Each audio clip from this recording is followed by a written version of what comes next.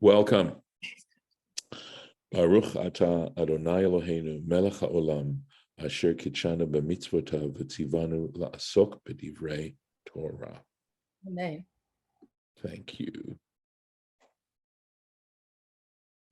And there's the screen. Okay, well. Oh, yes. I thought I had it. Oh, there we are. Okay, so we're still in the middle of the creation of the firmament, right? Where God has commanded this firmament to appear and the waters to retreat. Vayas Elohim, God made et harakia, the rakia, vayavdel ben hamayim, and it distinguished, it made a havdalah, right? It made a distinction between hamayim asher, from the waters above that were below the rakia, mitachat la rakia, ubein hamayim asher me'al la rakia, and the waters that were above the rakia. Vayichen, and so it was. Now, the Hebrew here, and Rashi is going to be very sensitive to that because it says mitachat. There's this mem here, and this mem me'al, and the word this preposition ma means from or of. It's that kind of preposition. So if it's from it doesn't mean from in terms of agency. It's not saying that the rakia made it, but in the sense of away from, that from. Okay, it could mean the causative, but not in this context at all. So here we go. Let's take a look at the Rashi. Vayas Elohim et harakia, and God made the rakia. By the way, just sort of as a little comment of the use of the term Elohim here, as opposed to Adonai, right? We're not using the Yud K Vav K way of describing divinity. We're using the Elohim way of describing the divinity. And my sense is that the Elohim, which tradition tells us is synonymous with God's judgment, right? The notion of the divine judge. I also now, many years later, understand it to be the word that connects the divine, the Yud Ke Vav He, to this world. And that's why we say Eloheinu. You've heard me explain that before, that in performing it, when we perform the mitzvot, when we perform the divine commandments, God becomes, Yud He Vav He becomes our Elohim. So the use of the term Elohim here makes so much sense, because what's God doing? God is creating this universe of which we are now part of. And so it makes much more sense to talk about this. And it also, I think, implies a certain yearning and purpose for connection, for the creation of the world. So all this, I feel, is bundled into the fact that the Torah uses the term Elohim rather than Yud He Vav He, which would also make sense. And in fact, from some points of view, might make more sense, because it is like the ultimate and holiest name that we have for God. But the fact is that God, in creating a physical universe, is moving to a different dynamic. So that's another reason for why Elohim. Now, here we go.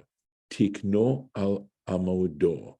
He set it up in place. In other words, we're not talking here about, the issue isn't the creatio ex nihilo. It's not creation out of nothing that we're doing here.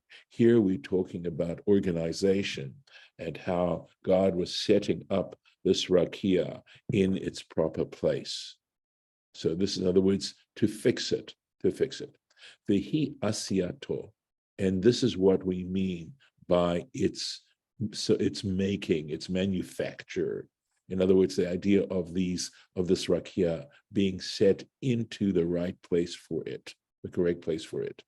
And he gives another example of this word asa, which doesn't always mean to fabricate, but rather to fix, right? Kamo, and here's the verse, Va'asta et tziporneha. This is from the passage in Deuteronomy, which talks about the woman taken, the woman who's taken in battle, and she has to spend a month mourning her parents. And there are those who say that what it means is that she allows her nails to grow long, but it could also mean trims her nails. In other words, making sure that her nails are proper. You could understand it that way. So that's how Rashi shows that the word asa doesn't always mean to fabricate. She's not fabricating her nails. May al la rakia. So this is this may al, right? So he says, al harakia lo ne'emar. Please note, he says, it doesn't state just simply al harakia. He doesn't say the waters above the firmament. Doesn't say that. And al would mean on or above the firmament. On, al means on, right? Lo ne'emar, it's not stated. Ella, however, what it is stating is me al larakia, meaning from, away from the firmament. Lefi shehein tluyin ba'avir, because all of this is simply suspended in the air. So it's not like the upper waters are resting on the firmament, okay? They are actually also suspended. All this is suspended. And again, we're using physical descriptions of something that has to do with God's justice and God's judgment. And at least I would say that at first glance, what it's saying, the fact that these upper waters, if they are in fact waters of divine judgment, putting them a little further away from the firmament is, I think, an act of divine mercy. In other words, that God is trying to, delay as much as possible the need to bring about divine punishment and judgment and that kind of thing. There are probably other reasons that are deeper than the one I just shared, but it does connote that for me. Umipnei ma lo ne'emar ki tov bayom sheni. And again, Rashi notices that it doesn't say ki tov, right? It says how good it was. Well, the first day it said how good it was. The second day it doesn't mention how good this firmament was and the creation of the heavens. This is a memorable Rashi, and the reason is that why it doesn't say kitov on the second day is because the creation of the heavens were not completed, nigmar, weren't finished. The work of the waters.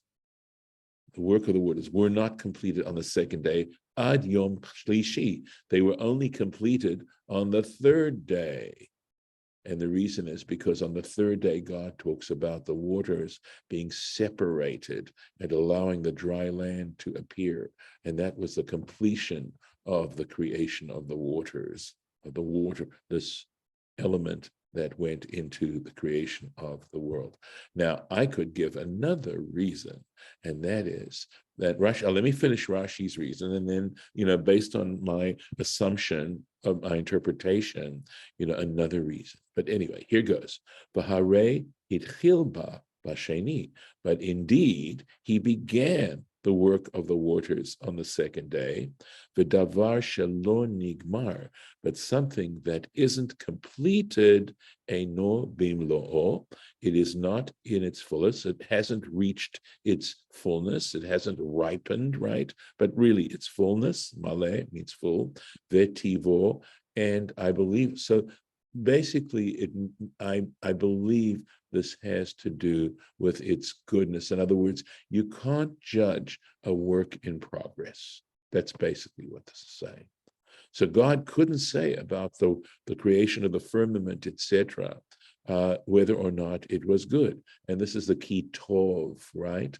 And the idea of complete, right? The idea that tov means complete, but that's linked directly to not judging a work in progress. So here before I go to the next Rashi, let me give you that second interpretation, which again is if these particular waters had to do with divine judgment and justice, again, describing it as good is a little bit ambiguous, right? Because on the one hand, justice is terribly important. I mean, it's a foundation of existence, and yet it is also punishment and pain, and often involves those elements. So saying ki tov would be another reason, that it wouldn't say ki tov, how good it was, because it's good, but it's also very painful. Okay, so Vashlishi Shenigmara Melechet Hamayim, but on the third day, when the creation of the waters, the work of the waters was finished, Nigmara finished, the Hitchil, and he began the Gamar Melechet Acheret, and he began and completed another element of this work, of the work of creation. Kafal bo kitov. He mentions the term kitov, how good it was, twice. Bet pamim, 2 times. Echad ligmar melechet hasheni, one in that God completed the work that was started on the second day. Ve'echad ligmar melechet hayom, and one also for the fact that that they were completed the work of this third day, a different work. And I believe that would have been the vegetation and the plants that were created on the third day. So, any thoughts, questions, etc., before I move on to the next verse? Yeah, sure. Please. Whenever I was teaching Hebrew and we get to Shemayim, yes, and they already know Mayim, and you yes, have to realize that there is water in the sky. Yes, isn't that cool? So look. I know, it's very cool. Okay. There is. So that's a fun fact. It is a fun fact. So let me move quickly onto that because it's something that Harlan mentioned off the record yesterday, right? About heaven. So let's take a look at this. Here we go. This is finishing up this little section. Vayikra Elohim la rakia shamayim, and God called the rakia shamayim. He refers to the rakia as shamayim, as heavens. Vahi erev, vahi voker, there was evening and there was morning. Yom Sheni, a second day. There's the ordinal number, second day. And here's the Rashi. Vayikra Elohim la rakia shamayim. God called the rakia shamayim. Sa mayim. So it could also mean because it is carrying the water. It is holding up the water. Again, sham mayim, over there is water. Eish umayim, fire and water. Why? So eish umayim. So sounding a lot like shamayim.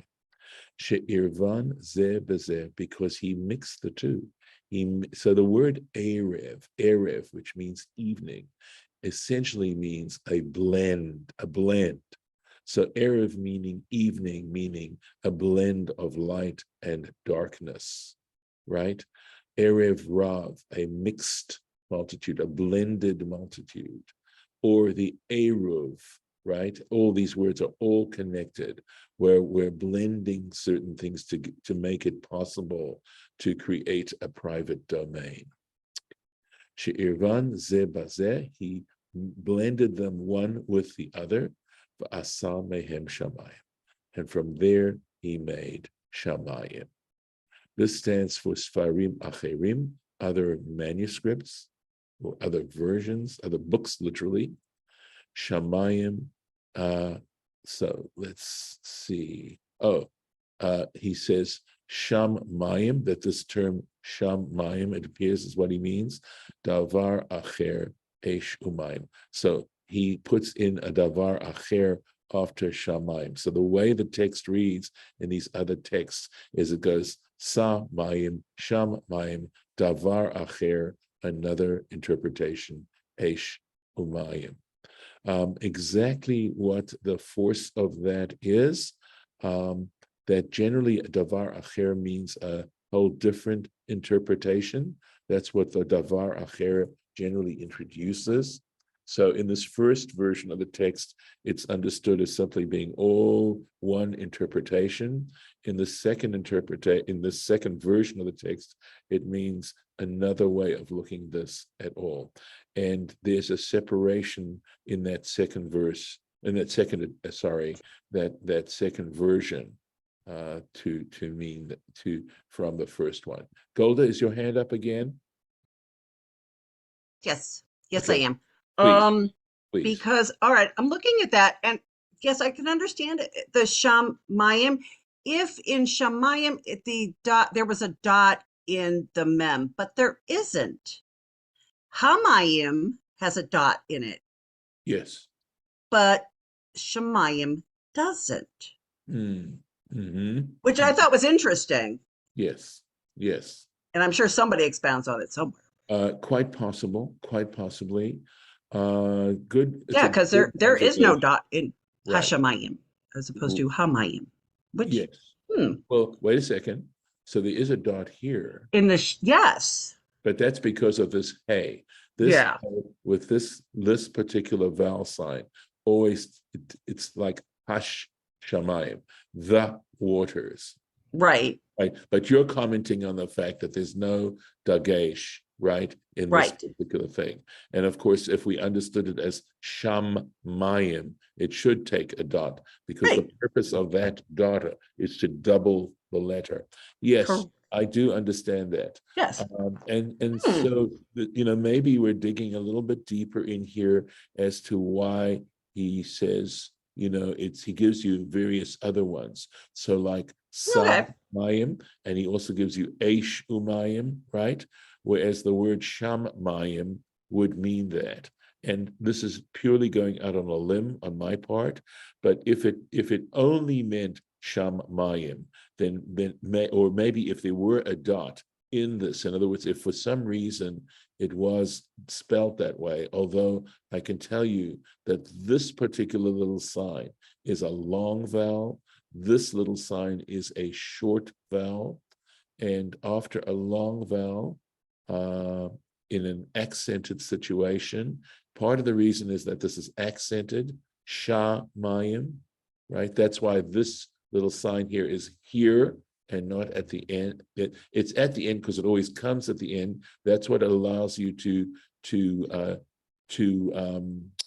identify this particular ta'am, this particular Hmm. trope note. And this is where the trope, because it always comes at the end of a word, but because the accent of the word falls on shah mayim, right? You have another Oh, version that's of so it. cool. So um, you Maybe know, that's where he's going from. yeah, I mean, Yeah. that's the reason why there's no dagesh in there, is because it's an accented syllable. And yeah, Okay. yeah. And it's Just yeah, yeah. Thank you. right? That was It's fun. there's like a little line here. Yeah. Okay. So it's an open accented syllable. This is the next part of the syllable. So it's Hmm. my yim. Okay. What's interesting is that there's no dot there, but at any rate, I mean, this is really, we could do it Where like are the really dots? pulling So apart, pulling apart stuff. okay. Thank Uh, you. yes. Okay. Let's see if we've got time for a little bit more. Yeah, let's do it. Yeah. Next, so now we get on to the next day, right? Vayomer Elohim, and God said, Yikavu Hamayim, let the waters be gathered. But before we're saying Hamayim mitachat hashamayim, let the waters below the firmament, the shamayim, be gathered el makom echad, into one place. V'tera'eh hayabasher, so that the dry land may appear. This is a passive verb here. Let it appear. It shall appear. That it shall appear. That it can appear. Vayichen, and so it was. So let's take a look at the Rashi on that. Yikavu hamayim, yikavu hamayim. Ship, okay. Shtuchin hayu al pnei kol haaretz. The point is that initially the waters were spread around the whole earth. In other words, they were spread over the entire face of the surface of the earth. The hikvum ba'okianus, here's a Greek word being used in Hebrew, and God gathered them, he gathered them into the ocean. Hu hayam hagadol shebechol hayamim. This refers to the great sea of all the seas. So we know, of course, right, that the oceans are actually all connected. And this is the gathering of the waters into that area. Now, here's an interesting parallel, again, following my suggestion that waters represent divine judgment. They represent a physical presence of divine judgment. And the truth is that the waters, when they overflow the land, in other words, they were gathered so that it could appear. So if, in fact, those waters were released, they would inundate the world once again.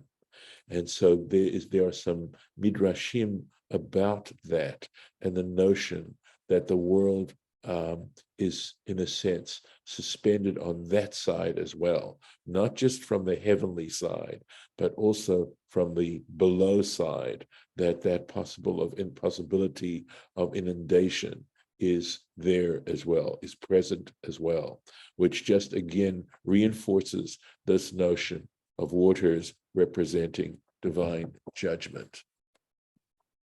So let's go on. One more verse. Vayikra Elohim layabasha eretz. God called the dry land, land.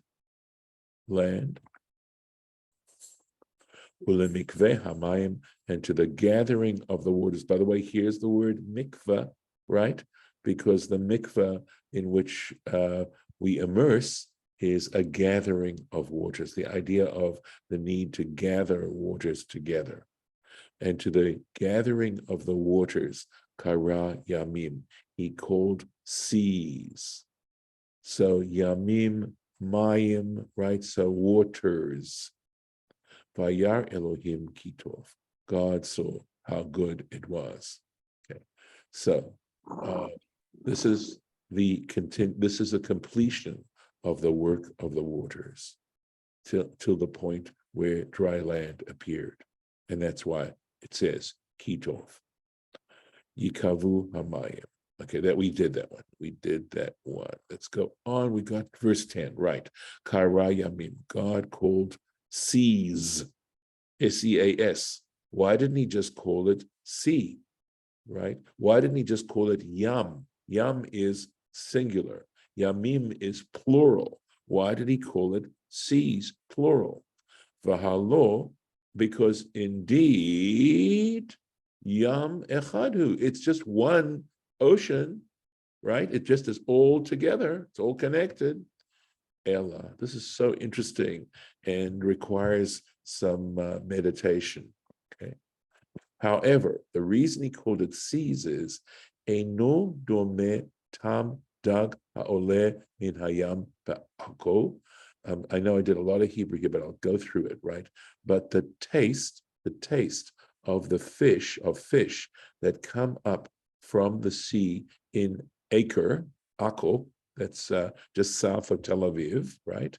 Eino dome tam, the taste doesn't resemble the dag haole min hayam be'espamia. It doesn't taste the same as the fish that comes up from Espamia. I was wondering if that was like España, Spain. I'm not certain. And I actually could look in Jastrow quickly, and I'm sure it's in there, and I'll see if he translates it. And maybe it's simply someplace that was called Espamia. But the fact that, and I'm assuming that Rashi is talking about the same fish, It's the same fish, but it doesn't taste the same. But why that would be the reason why they're called seas is so interesting, because if we're talking about the taste of the fish, we're talking about its relationship to human beings. In other words, when human beings consume this fish, it doesn't taste the same as the fish that comes from the other place. And I'm translating ta'am dag, meaning the taste of the fish. That's how I'm understanding this. Now, the word ta'am can mean other sorts of things as well. Okay, like in a sense, the nature of something or the reason for something. But that doesn't make sense to translate the word ta'am as reason. So I think, I'm just going for the simplest interpretation would mean the taste. So because the same fish tastes different in one locale and another locale, that's enough of a reason to refer to these places as seas. And I have at this point a sense that I do not fully understand the deeper meaning of this. What is its deeper meaning? Because it certainly seems to be begging something like that. And with this, I will conclude today's section and stop here. And we are going to have a discussion. I know I'm recording, but we're going to discuss whether we want to simply continue with this next on Sunday, God willing, or whether we want to move on to Noah. So with that, I'm going to stop this share and stop the recording.